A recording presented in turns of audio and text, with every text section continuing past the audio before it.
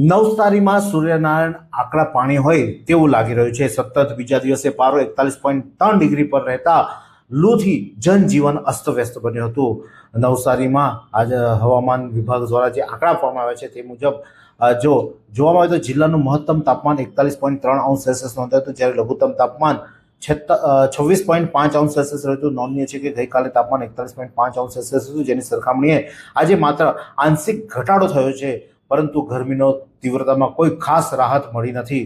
સવારના સમયે હવામાં ભેજનું પ્રમાણ 85% હતું, જ્યારે સાંજે ઘટી અને 34% થયું હતું। સવારના સમયે લોકો બફારાનો અનુભવ થયો હતો, જ્યારે સાંજે સૂકી ગરમી અને ગરમ પવનના લોકો મુશ્કેલીમાં વધારો કર્યો હતો। દક્ષિણથી પશ્ચિમ દિશા તરફ પવન ફૂંકાતા સરેરાશ 3.5 કિલોમીટર પ્રતિ કલાકની ઝડપે પવન ફૂંકાયો હતો। પવનની ગતિ નહિવત રહેતા ગરમીની સ્થિતિમાં વધારો નોંધાયો હતો, જેથી પરિણામે બપોરના સમયે આખરી લૂ ફેંકાતા રાહદારીઓ અને વાહન ચાલકોએ ભારે હાલાકી વેઠવાનો વારો આવ્યો હતો।